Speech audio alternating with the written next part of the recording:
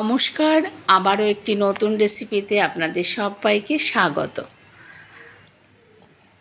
আজকে নিয়ে এসেছি একেবারে দারুণ টেস্টি আলু পটল দিয়ে রুই মাছের ঝোলের একটি রেসিপি। যে কোনো মাছ এইভাবে যদি রান্না করেন তার স্বাদ কিন্তু অসাধারণ হবে। গরম ভাতের সঙ্গে দুপুরবেলা আর কিছুই লাগবে না, এর সুগন্ধেই পুরো ভাত খাওয়া হয়ে যাবে। আমি এখানে 5 পিস মাছ নিয়েছি। আলু পটলগুলো আলাদা একটি পাত্রে রেখে দিয়ে এই নুন হলুদ মাখিয়ে নিচ্ছি মাছের মধ্যে। বন্ধুদের কাছে অনুরোধ, সম্পূর্ণ ভিডিওটি দেখবেন, স্কিপ না করে। Like, comment, share. আর যে সকল বন্ধুরা এখনও আমার চ্যানেলটি সাবস্ক্রাইব করেননি বা করতে ভুলে গেছেন, প্লিজ একটি সাবস্ক্রাইব করে পাশে থাকা বেল আইকনটি প্রেস করে চ্যানেলটি পাশে থাকার অনুরোধ রইল, যাতে নিত্য নতুন রেসিপি আপনি সবার আগে পেতে পারেন।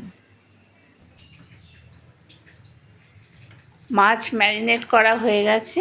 এবারে কড়াই বসিয়ে কড়াইটাকে প্রিহিট করে দিয়ে দিলাম সর্ষের তেল। আমি কিন্তু মাছ, মাংস, যে কোনো সবজি বেশিরভাগই সর্ষের তেলে রান্না করি। সর্ষের তেলে মাছ, মাংস বা যে রান্নার স্বাদই হয় আলাদা। এবারে আলুগুলো ভেজে নেব।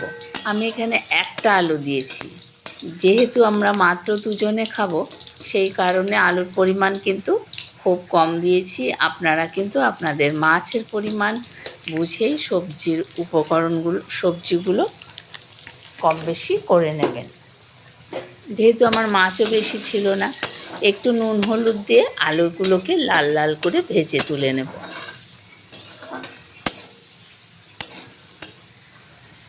দেখুন, আলুগুলো ভাজা হয়ে গেছে।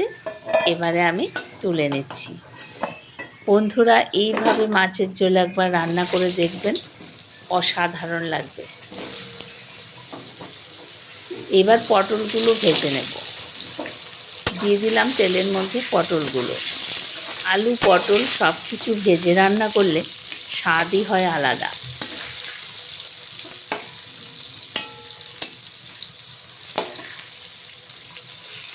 এবার আলু পটলগুলো উল্টে পাল্টে একটু ভেজে তুলে নেব লাল লাল করে।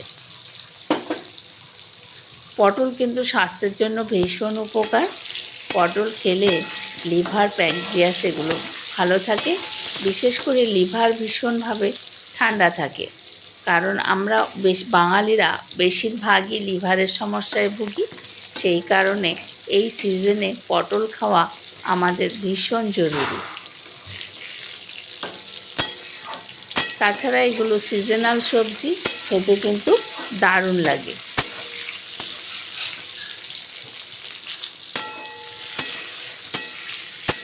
পটলগুলো ভাজা হয়ে গেছে কথায় কথায়, দেখুন। এবার নামিয়ে নিচ্ছি। এই তেলের মধ্যেই কিন্তু আমি মাছের ঝোল রান্না করব। এবারে মাছগুলো ভেজে নেব পটল তুলে নিয়ে। পটলগুলো আমার তো নামানো হয়ে গেছে। এবারে এই তেলের মধ্যেই আমি মাছগুলো ভেজে নেব। একটুখানি হলুদের গুঁড়ো দিয়ে নিলাম। এতে কি হয়, মাছ কড়ার মধ্যে লেগে থাকে না। মাছ খুব সুন্দর চটপট উঠে যায়, আর গায়ে তেলের ছিটেও আসে না। এবার দিয়ে দিলাম মাছগুলো এক এক করে সবগুলো। আমার যেহেতু মাছের পরিমাণ বেশি নয়, আমি একবারেই সবগুলো দিয়ে দিচ্ছি।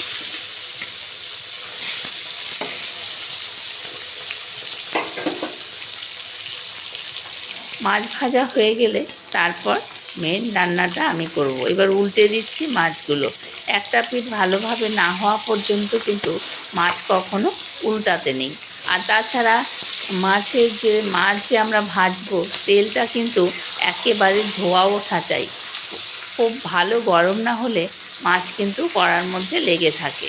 কিন্তু আপনারা যদি তেলটা খুব ভালোভাবে গরম করে নিন, তাহলে কিন্তু মাছ কিন্তু খুব সুন্দরভাবে উঠে আসবে, কোনো অসুবিধাই হবে না।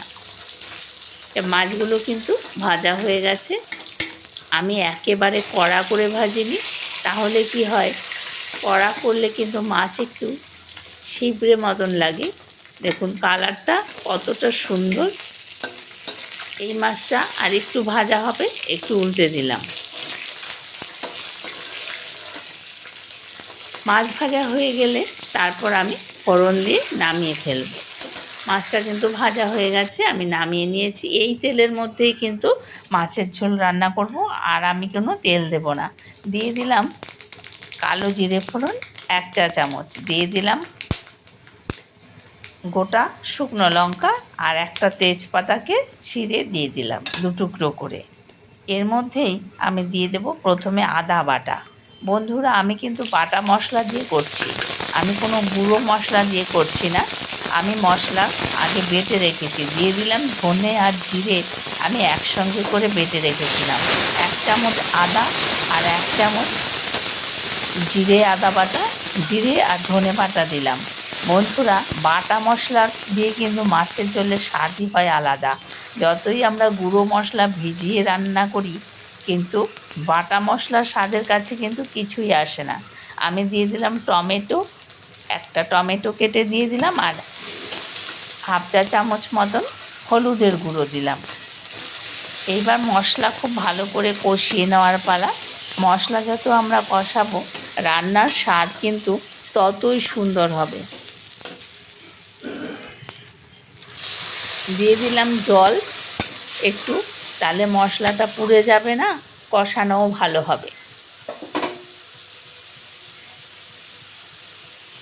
দিয়ে দিলাম ঝালের জন্য কাঁচা লঙ্কা। আমি এখানে 4টে কাঁচা লঙ্কা দিয়েছি। লঙ্কাগুলো প্রচণ্ড ঝাল, সেই কারণে একটুখানি কাশ্মীরি লঙ্কার গুঁড়ো দিলাম কালারের জন্য। এটা অপশনাল, না দিলেই পারেন, কোনো অসুবিধা নেই। রোজকার খাওয়ার জন্য যে কাশ্মীরি লঙ্কার গুঁড়ো দিতে হবে এমন কোনো মানে নেই, ছিল তাই একটু দিলাম কালারের জন্য। এবার দিলাম স্বাদ অনুযায়ী নুন। নুন ঝাল আপনারা কিন্তু বুঝে দেবেন।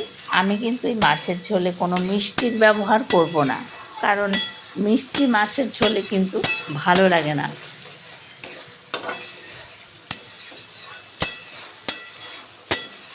দেখুন মশলা থেকে তেল বেরিয়ে এসেছে, মশলা খুব সুন্দরভাবে কষানো হয়ে গেছে।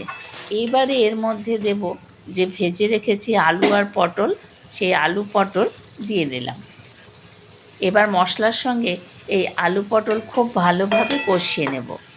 বন্ধুরা, ঠিক এই প্রসেসে একবার মাছের ঝোল রান্না করে খেয়ে দেখবেন তো। খেয়ে এসে না হয় কমেন্ট করবেন, এত টেস্টি হবে কল্পনা করতে পারবেন না, অসাধারণ। একেবারে মনে হবে অনুষ্ঠান বাড়ির মাছের ঝোল। আমি কিন্তু মাছের ঝোলে কোনো পেঁয়াজ ব্যবহার করিনি। পেঁয়াজ ছাড়াও যে মাছের ঝোল অতি সুস্বাদু করে রান্না করা যায়, এই রেসিপিটি দেখলে আপনারা শিখে নিতে পারেন। ঠিক সেমভাবে এই মাছের ঝোল রান্না করলে অসাধারণ লাগবে খেতে। গরম ভাতের সঙ্গে আর কিছুই লাগে না, এতটাই টেস্ট হয়। এত সুন্দর গন্ধ বেরিয়েছে এই মশলা আলু পটল থেকে, অপূর্ব। মশলা দিয়ে সবজি কষানো প্রায় হয়ে গেছে। এবার আমি দিয়ে দেব জল পরিমাণ মতন, দিয়ে দিলাম জল। এবার নাড়াচাড়া করে একটা ঢাকা দিয়ে ঢেকে দেব, যাতে আলু পটল খুব ভালোভাবে সেদ্ধ হয়ে যায়। ঝোলের কালারটা দেখুন কি অপূর্ব হয়েছে দেখতে। এবার ঢাকা দিয়ে দিলাম আমি, দিয়ে 6-7 মিনিট মতন ফুটিয়ে নিলাম। আলু পটল দুটোই সেদ্ধ হয়ে গেছে দেখুন। এবারে ভেজে রাখা মাছের টুকরোগুলো এর মধ্যে দিয়ে দেবো। এই দেখুন আলু সেদ্ধ হয়ে গেছে, আর পটল তো সেদ্ধ হয়েই যাবে, ভাজতে ভাজতেই পটল সেদ্ধ হয়ে যায়। এবার ভেজে রাখা মাছের টুকরোগুলো দিয়ে দিচ্ছি, দিয়ে আরও একটু ঢেকে দেব, তাহলে ঝোলটা একদম ঠিকঠাক মতন হয়ে যাবে। আরও একটু 2 মিনিটের জন্য ঢেকে দিলাম, যাতে মাছের মধ্যে নুন মশলা সব যায়, সেই কারণে ভালো করে ফুটিয়ে নিলাম। 2 মিনিট, ঠিক 2 মিনিট পর ঢাকনা সরিয়ে দেখুন মাছের ঝোল কিন্তু কমপ্লিটলি রেডি হয়ে গেছে। এবারে এর মধ্যে সামান্য একটু গরম মশলার গুঁড়ো দেব। সামান্য বলতে সামান্যই, খুব সামান্য একটু। পটলও সেদ্ধ হয়ে গেছে খুব ভালোভাবে, আলুও। দেখুন মাছের ঝোলের কালার, দারুণ সুন্দর গন্ধ বেরিয়েছে। একটুখানি গরম মশলা আমি এর মধ্যে ছড়িয়ে দিলাম। তারপর একটু নাড়াচাড়া করে মশলাটা মিশিয়ে ঢাকা চাপা দিয়ে আপনার 2 মিনিট স্ট্যান্ডিং টাইমে রেখে দেব। তাহলেই কিন্তু তৈরি একেবারে খাওয়ার জন্য। এবার গ্যাস অফ করে দিলাম, গ্যাস অফ করে ঢাকা দিয়ে রাখলাম 2 মিনিটের জন্য। এরপর আপনাদের দেখাচ্ছি, দেখুন মাছের ঝোল কেমন হয়েছে দেখতে বলুন। অসাধারণ, যেমন রং তেমন কিন্তু স্বাদ হয়েছিল মাছের ঝোল। ঠিক এইভাবে আলু পটল দিয়ে একবার মাছের ঝোল রান্না করে খেয়ে দেখবেন বন্ধুরা, অসাধারণ লাগবে। দেখুন কি অপূর্ব কালার হয়েছে মাছের ঝোলে, যেমন রং তেমন স্বাদ। দেখুন কতটা লোভনীয় হয়েছে দেখতে। রেসিপিটি কেমন লাগলো কমেন্ট করে জানাতে কিন্তু ভুলবেন না। আত্মীয় বন্ধু বান্ধবের মাঝে ভিডিওটি শেয়ার করার অনুরোধ রইল। আর একটি সাবস্ক্রাইব করে পাশে থাকা বেল আইকনটি অন করতে কিন্তু ভুলবেন না, এই অনুরোধ রইল। দেখুন আপনারাও ঠিক এইভাবে পেঁয়াজ রসুন ছাড়া মাছের ঝোল রান্না করে খেয়ে দেখুন আলু পটল দিয়ে, এর স্বাদ জীবনেও ভুলতে পারবেন না। আপনারা সকলে ভালো থাকবেন। ধন্যবাদ সবাইকে সাথে থাকার জন্য। দেখা হবে আবার পরের রেসিপিতে। টাটা।